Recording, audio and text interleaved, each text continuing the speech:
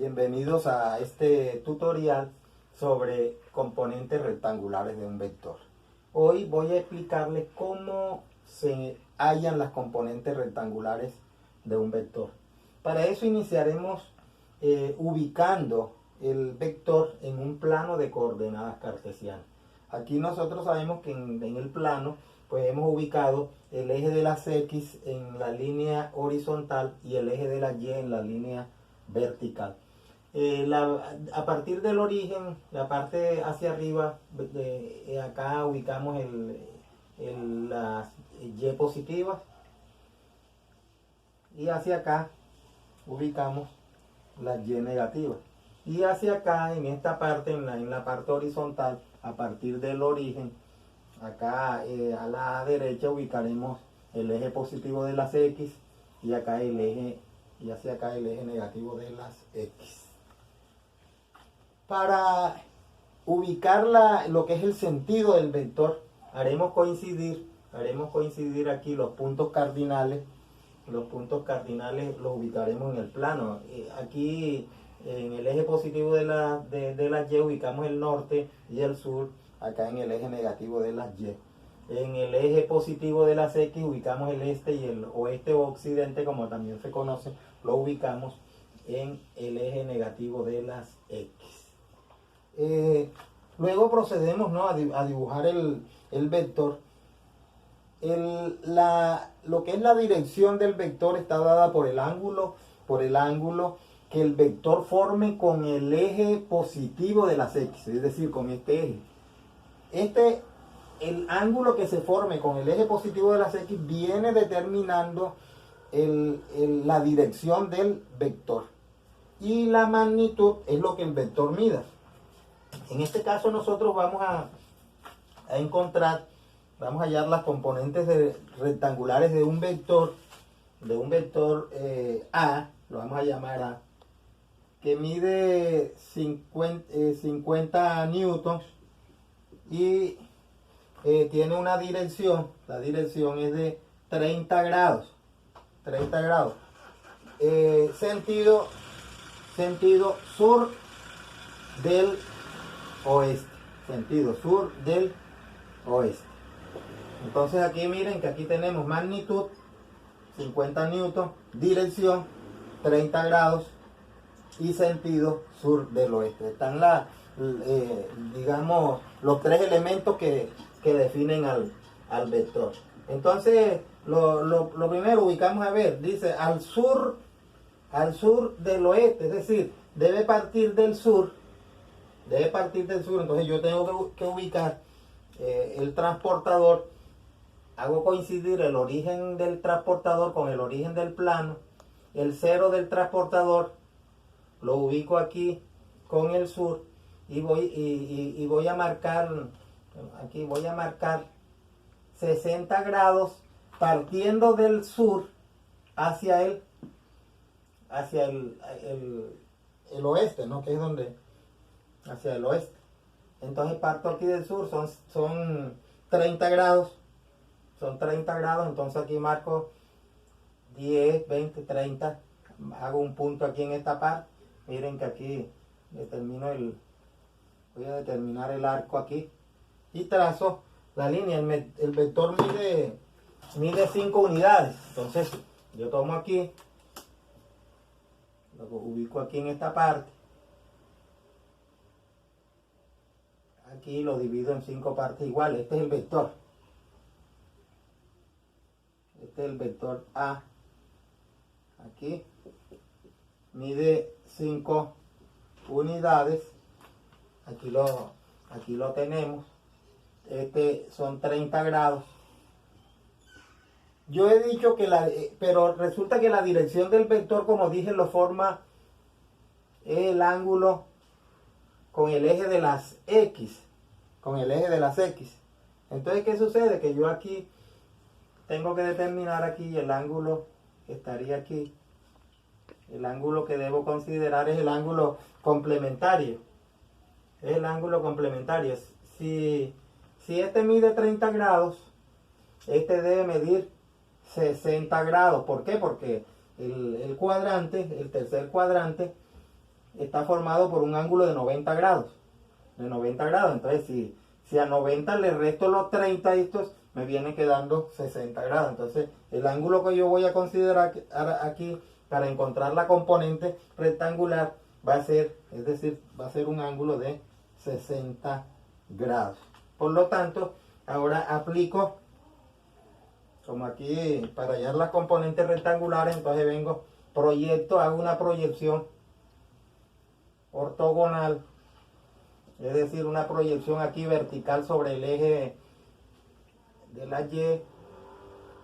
Y este que dibujo aquí, este vector que va de esta línea a esta, lo voy a llamar A sub X. Y viene siendo la componente del vector aquí, sería esta, la componente del vector en el eje X. Y proyecto, puedo proyectar aquí el vector, lo proyecto aquí hacia el eje de la Y. Y aquí se me forma la componente del vector en el eje Y que vamos a llamar A sub Y. Como vemos nosotros aquí, se nos forma un triángulo rectángulo. Solucionando este triángulo rectángulo, aplicando las funciones trigonométricas, nosotros encontramos que A sub X, es decir, la componente X viene siendo la magnitud del vector A multiplicada por el coseno de teta, ¿no? En este caso aquí ya hemos dicho es 60 grados, ¿no? Que es el complemento. Entonces A sub X viene siendo igual aquí a 50 newtons multiplicado por el coseno de 30 grados, multiplicado por el coseno de 30 grados. Entonces A sub X, la componente en X, en la magnitud, viene siendo igual a 50 newtons multiplicado por 0.86, que es el coseno, 0.86. Aquí yo voy a hacer lo que se conoce como redondeo de unidades. Entonces voy a despreciar esta cifra. Si esta cifra, cuando se va a hacer este redondeo, si esta cifra que yo estoy despreciando aquí es mayor que 5, es 5 pues, o mayor que 5, se le suma una unidad aquí a la cifra que yo voy a tomar como significativa. En este caso, este es el caso, por ejemplo aquí es 0,86, entonces yo aquí aproximo a 0.90. ¿Por qué se hace esa aproximación? Sencillo, 0.86 es una cifra que está más cercana a 0.90 que a 0.80. Entonces yo lo aproximo a 0.90, entonces me queda aquí 0.9. 0.90, que es lo mismo. Y aquí se tiene que A sub X, la componente en X viene siendo 50 newton por 0.9, eso me da 45 newton. 45 newton. Entonces A sub X vale 45 newton. Entonces este vector aquí, que he dibujado aquí, mide 45 newton. Esa es su magnitud. Tiene una magnitud de 45 newton. Ahora voy a encontrar la componente en el eje Y. Ahora hallamos la componente en el eje Y. Para hallar esta componente en el eje Y, utilizo nuevamente las funciones trigonométricas. Soluciono aquí este triángulo rectángulo nuevamente aquí. Este triángulo rectángulo aquí lo utilizo y voy a tener que la componente en Y viene siendo igual a la magnitud del vector por el seno del ángulo. Entonces A sub Y viene siendo igual a 50 newton por el seno de 30 grados. Entonces A sub Y viene siendo 50 newton por 0.5, que es lo que es el valor de seno de 30, ¿no? Entonces, este valor, si no se conoce, ustedes lo pueden calcular pueden utilizar para encontrarlo en una calculadora científica, ¿no? También con los celulares, ya ellos vienen provistos de calculadoras allí. Entonces A sub Y es igual a aquí sería 25, 50 por 0.5 es 25 newton. Entonces este vector que he dibujado aquí, que es la componente en Y, mide 25 newton. Aquí cabe destacar que si yo quiero, ustedes pueden encontrar o comprobar que el valor de este 50 newton, ¿cómo? Utilizando el teorema de Pitágoras para hallar la suma de estos dos vectores. Ya la raíz cuadrada de 25 al cuadrado más 45 al cuadrado me viene dando como resultado 50 newton, ¿no? ¿Qué otra aclaración voy a hacerle al respecto? Bueno, aquí ya para finalizar, si yo quiero, por ejemplo, por decir algo, ubicar, ya que esto tiene que ver con la ubicación de estos, para hallar, en el momento de hallar las componentes, ¿no? La ubicación de los vectores. Si yo quiero ubicar, por decir algún vector en la dirección sur, al sur del este, por ejemplo, entonces parto del sur y marco, partiendo del sur, debo llevar el vector hacia el este, teniendo en cuenta que si yo ubico el vector del sur al este, por ejemplo aquí, este vector, aquí el ángulo del sur al este sería este que tengo aquí, que lo voy a llamar alfa.